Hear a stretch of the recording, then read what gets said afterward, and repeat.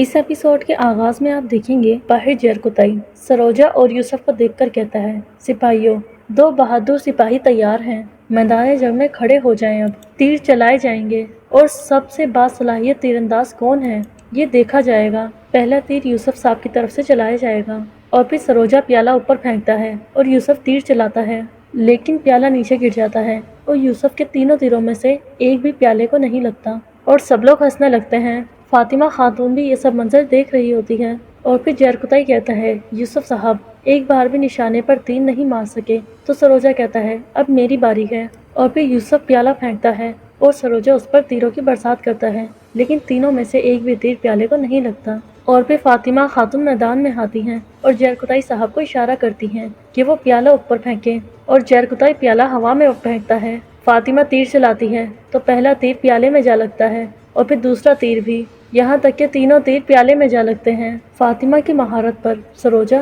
और यूसुफ दोनों ही हक्के बक्के रह जाते हैं। और फिर जरकुताई कहता है, इसे तीरंदाजी कहते हैं, जबकि यूसुफ और सरोजा दूसरी तरफ गुस्से में निकल जाते हैं। इसके बाद खामा दिखाया जाता है जहाँ दस्तरखान पर सब लोग मौजूद होते हैं और बायहान साहब कहते हैं, माशाल्लाह, जो कोई भी उस्मान साहब के साथ खड़ा है उसकी जेबें और पेट दोनों भरे हुए हैं। इतने में बुरहान वहाँ आता है और कहता है, उस्मान साहब तशरीफ ला रहे हैं। और तभी उस्मान साहब और बाला खातून भी वहाँ आ जाते हैं। उस्मान साहब सबको बैठने का कहते हैं तो उस्मान साहब कहते हैं, मेरे सरदारान, मेरी बहनों, मेरे भाइयों, हमने शहादत के मर्तबा के लिए, गाजी का मकाम पाने के लिए और इस बाबरकत वजीफे के लिए अपने आप को जद्दोजहद किया, इसलिए अल्लाह का शुक्र है हमने फतह हासिल कर ली। कारादीन किला दूसरे मुल्कों की तरह फतह कर लिया और इसके लिए हमें अपने में से किसी एक का इंतखाब करना है। और अब ये हमारा फ़र्ज़ है कि हमने कारादीन किले को संभालने के लिए किसी एक को चुनना है जो एक मजबूत हुक्मरान है और जो उस किले की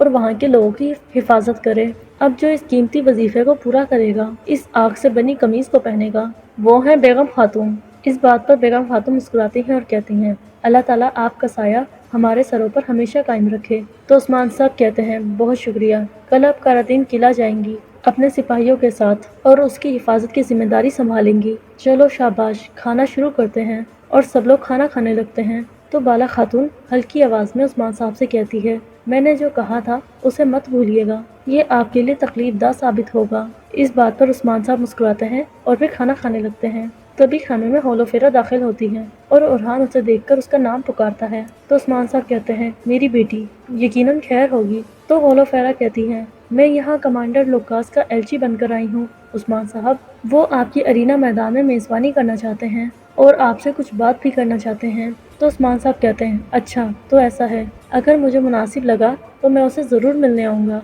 आओ हमारे साथ बैठो मेरी बेटी। और फिर हौलो फेरा उनके साथ दस्तरखान पर बैठ जाती है। सिसलिया भी हौलो फेरा के साथ दस्तरखान पर बैठ जाती है।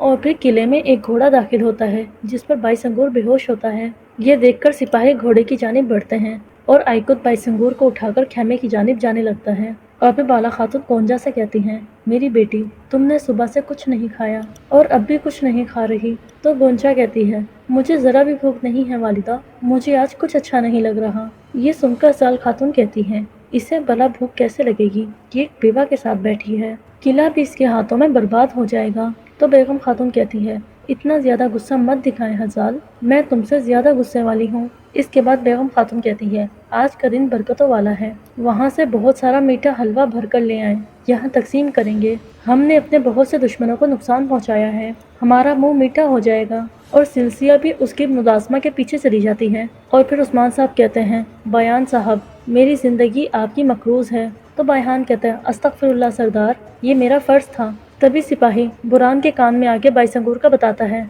और बुरहान उस्मान साहब के कान में ये बात बताता है। उस्मान साहब दस्तरखान वाले खेमे से बाहर चले जाते हैं। दूसरी तरफ आइकुत बाईसंगूर का इलाज कर रहा होता है और कहता है, हमने सोचा कि तुम शहीद हो गए हो, तुम इतना अरसा कहाँ रहे हो। तभी उस्मान साहब वहाँ आ जाते हैं और बाईसंगूर का हाल पूछते हैं और फिर कहते हैं, ये तुम्हारे साथ क्या हुआ और ये सब किसने किया है। तो बाईसंगूर बताता है, कारासी साहब ने हजूर। तो उस्मान साहब कहते हैं, कारासी। और फिर बाईसंगूर बताता है, हजूर, वजीर यहाँ क्यों आया है, मैंने उसकी वजह जान ली है। तो उस्मान साहब कहते हैं, क्यों।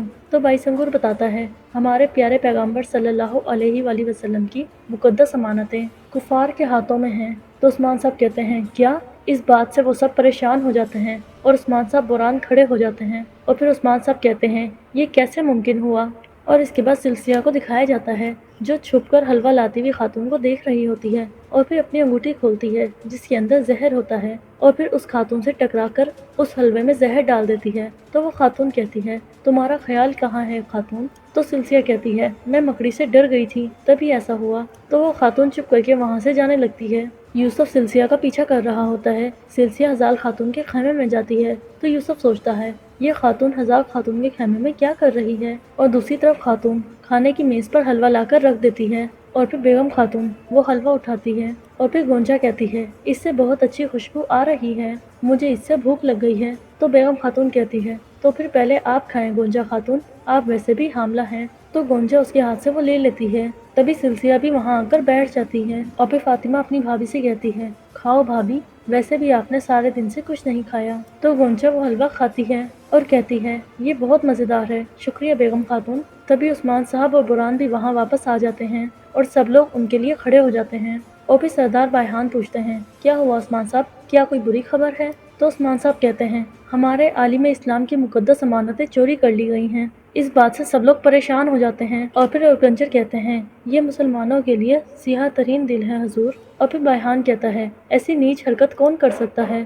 ہم اس جہاں میں مزید لطف اندوز نہیں ہو سکتے۔ تو عثمان صاحب کہتے ہیں تھوڑا صبر کریں سرداران، ہم ابھی مرے نہیں ہیں، تو عالم اسلام کی روشنی کبھی نہیں بجھے گی۔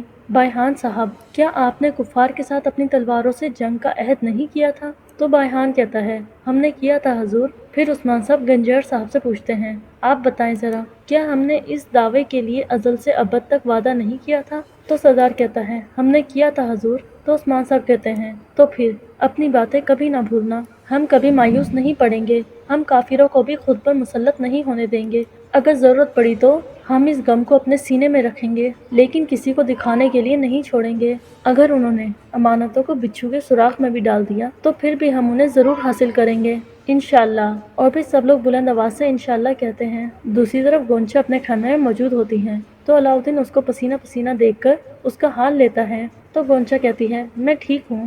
علاؤدین اس کو بٹھا دیتا ہے اور پھر پوچھتا ہے کیا بات ہے میری جان؟ تو گونچا کہتی ہے میرا پیٹ جل رہا ہے علاؤدین، میں نے آج کچھ نہیں کھایا، لگتا ہے مجھے ٹھنڈ لگ گئی ہے۔ تو علاؤدین کہتا ہے یہ اس لیے ہو رہا ہے کیونکہ تم ڈر رہی ہو۔ تو گونچا کہتی ہے میں تمہارے بارے میں سوچ سوچ کر بہت ڈر گئی ہوں علاؤدین۔ اس کے بعد وہ دونوں باتوں میں مصروف ہو جاتے ہیں اور پھر صبح کے وقت قائی قبیلہ دکھایا جاتا ہے جہاں عثمان صاحب گھوڑے پر سوار ہو کر اپنے ساتھیوں کے ساتھ وہاں سے چلے جاتے ہیں۔ دوسری طرف جنگل میں ہولوفیرا اور اورہان کو دکھایا جاتا ہے جہاں اورہان کہہ رہا ہوتا ہے اگر ہم مقدس امانتیں تلاش کرنے میں ناکام ہو گئے تو بہت خون بہے گا ہولوفیرا۔ تو ہولوفیرا کہتی ہے رومیوں اور مسلمانوں کے درمیان دشمنی مزید بڑھ جائے گی، کاش ہم اسے روک سکتے۔ تو اورہان کہتا ہے اگر تم نے مقدس امانتوں کے بارے میں کچھ سنا ہے تو مجھے بتا دو۔ تو ہولوفیرا کہتی ہے بالکل، اگر مجھے کچھ پتہ چلا تو میں ضرور بتاؤں گی۔ اور پھر اورہان کہتا ہے لوکاس پر اتنا بھروسہ نہ کرنا۔